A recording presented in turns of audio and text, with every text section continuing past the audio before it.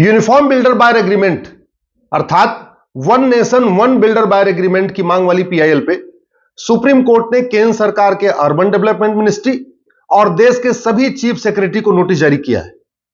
हमने अपनी पीआईएल में कहा है कि 50 पेज, 60 पेज, 70 पेज का बिल्डर बायर एग्रीमेंट बना के जो बिल्डर्स हैं, वो जो बायर हैं, जो घर खरीदार हैं, उनको टॉर्चर कर रहे हैं। पहली बात तो ये 50 पेज, 60 पेज, 70 पेज का जो बिल्डर बायर एग्रीमेंट है, इसको बेचारा जो घर खरीदार वो पढ़ नहीं पाता। दूसरी बात, ये जो एग्रीमेंट होता है पूरी तरीके से एक तरफा होता है। और तीसरी बात, ये 50-60 पेज के बिल्डर बायर एग्रीमेंट में जो काम की चीज है वो लिखी नहीं जाती, और जो इसकी भाषा है वो अंग्रेजी होती है, जो भारत में केवल 10% लोग जानते हैं। 90% लोग अंग्रेजी अच्छी तरीके नहीं जानते। इसलिए सबसे पहले पूरे देश का जो बिल्डर बायर एग्रीमेंट है वो एक होना चाहिए, फॉर्मेट एक होना चाहिए। दूसरा, बिल्डर बायर एग्रीमेंट 2 भाषाओं में होना चाहिए, एक अंग्रेजी में हो, एक वहां की क्षेत्रीय भाषा में हो। यानी अगर यूपी में, यूपी बिहार बंगाल, यूपी बिहार है तो वहां अंग्रेजी के साथ हिंदी में भी बिल्डर बायर एग्रीमेंट हो, तमिलनाडु में अंग्रेजी के साथ तमिल में भी हो, अलग अलग गुजरात में है तो गुजराती में भी हो। 2 भाषाओं में होना चाहिए, जिससे जिसको अगर अंग्रेजी पढ़ने में दिक्कत है, अंग्रेजी समझने में दिक्कत है, तो अपनी मातृभाषा में वो उसको समझ सके वास्तव में एग्रीमेंट में लिखा क्या है। जो हमने इसमें कहा है कि पहली बात तो जो जरूरी चीजें हैं उसको लिखना आवश्यक है। यानी अगर नींव पड़ेगी तो नींव के फाउंडेशन में जो सरिया होगी वो कितनी लगेगी, कितनी कितनी दूर पे सरिया होगी, सरिया किस कंपनी की होगी, सरिया की साइज क्या होगी, 16 mm की होगी कि 20 mm की होगी कि 25 mm की होगी। जो नीचे फाउंडेशन में कंक्रीट बनेगा, उस कंक्रीट में सीमेंट, बालू और रोड़ी का रेशियो क्या होगा, 1:2:2 होगा, 1:2:2 होगा या 1:3 होगा, जो भी है ये क्लियर कट लिखा होना चाहिए। नींव कितनी गहरी होगी, क्लियर कट लिखा होना चाहिए। नींव भरने के बाद जो टाई बीम बनेगी, उस टाई बीम में कितनी सरिया होगी, क्या साइज की होगी, किस कंपनी की होगी, ये क्लियर कट लिखा होना चाहिए। घर बनेगा, जो क्लियर हाइट होगी, यानी फिनिश होने के बाद जो क्लियर हाइट होगी वो कितने फीट की होगी, 11 फीट की होगी या 12 फीट की होगी, ये क्लियरली मेंशन होना चाहिए। घर बनेगा, घर में दीवार में सीमेंट बालू का रेशियो क्या होगा, ईंट कौन सी लगेगी, क्लियरली मेंशन होना चाहिए।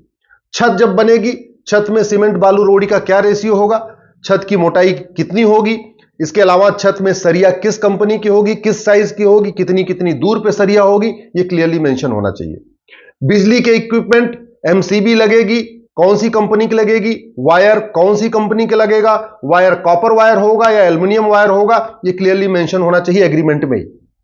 और ये 50-60 पेज का नहीं होना चाहिए, मैक्सिमम 20 पेज का। ये मेरे हाथ में एग्रीमेंट आपको मैं दिखा रहा हूं, ये 20 पेज का एग्रीमेंट है, जबकि हमने इसको एक वन साइड इसको प्रिंट आउट निकाला है। अगर इसको पन्ने के दोनों तरफ इसका प्रिंट आउट निकालें तो मात्र 10 पन्ने का एग्रीमेंट है और सब बातें इसमें लिखी हुई हैं। इसलिए हम कह रहे हैं ऐसा एग्रीमेंट बनाइए जिसमें जरूरी बातें हो, बकवास की बातें ना हो। आज की डेट में जो एग्रीमेंट है वो एक तरफा है, सारी बकवास बातें लिखी होती हैं और काम की बात लिखी नहीं होती। किचन में सिंक कौन सी होगी, टाइल कौन सी होगी, मार्बल जो लगेगा वो कितने रुपए मीटर का लगेगा, टाइल किस कंपनी की होगी और किस रेट की होगी, लिखा होना चाहिए, साफ साफ लिखा होना चाहिए।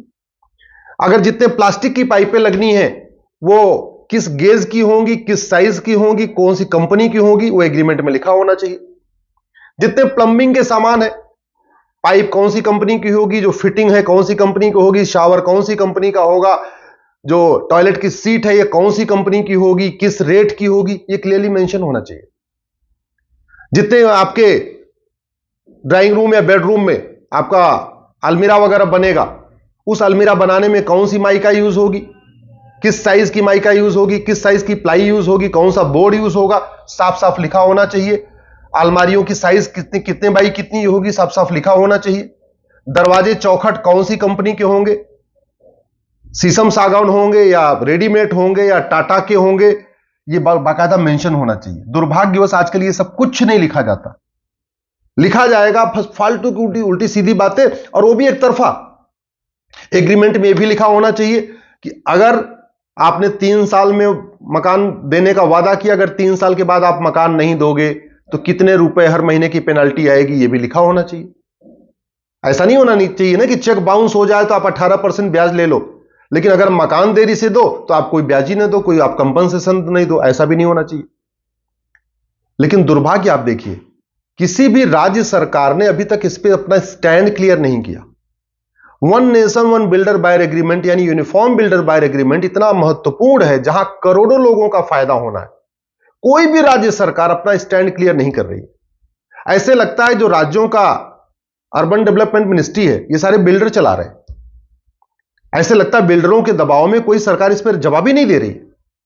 इसलिए कोर्ट ने दोबारा फिर से सभी सरकारों को बोला कि आप इस पर क्लियरली अपना स्टैंड क्लियर करिए। एक अमेकस अपॉइंट करा दिया है, एक ड्राफ्ट भी तैयार किया जा रहा है अपनी तरफ से, उस ड्राफ्ट पे भी काम चल रहा है। मैं आप लोगों से निवेदन करता हूं, अगर आप चाहते हैं कि जो बिल्डर की मनमानी है, जो बिल्डर की लूट है, ये बंद हो, तो one nation one builder buyer agreement की मांग करिए, यूनिफॉर्म बिल्डर बायर एग्रीमेंट की मांग करिए।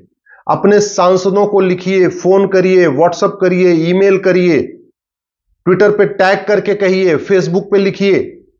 और कई बार तो आप अपने घर के लिए, अपने पर्सनल काम के लिए छुट्टी करते हैं, एक दिन अपने सांसद से भी मिलिए, अपने विधायक से भी मिलिए, सांसद को बोलिए संसद में आवाज उठाएं one nation one builder buyer agreement की। क्योंकि मकान जितना मजबूत गुजरात में होना चाहिए, उतना ही मजबूत बंगाल में भी होना चाहिए, उतना ही मजबूत केरल में भी होना चाहिए। ऐसा तो है नहीं कि मजबूती अलग अलग होनी चाहिए। भाई भारत में जितने मकान हैं उनका बिल्डर बायर एग्रीमेंट कॉमन हो सकता है, सरिया की साइज कॉमन हो सकती है, सीमेंट कॉमन हो सकता है। सीमेंट कौन सा होना चाहिए?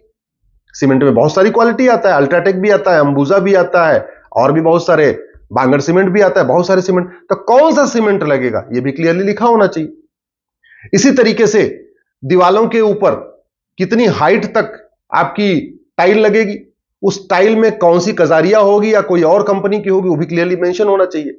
मेरा ये मानना है एक एक चीजें क्लियरली मेंशन होनी चाहिए जो घर में लगनी है। सीमेंट बालू के रेशियो से लेके सरिया की साइज तक, पंखे की क्वालिटी तक, हर एक चीज को, अगर स्टेनलेस स्टील लगेगा तो वो कौन से गेज के लगेगा और कौन सी क्वालिटी का लगेगा ये भी लिखा जा सकता है।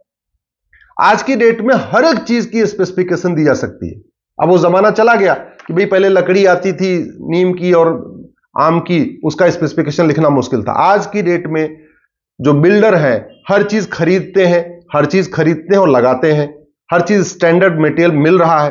तो ऐसे में यह आवश्यक ये हो गया है कि जो बिल्डर बायर एग्रीमेंट में जितनी चीजें A to Z लगनी है वो सब मेंशन होनी चाहिए।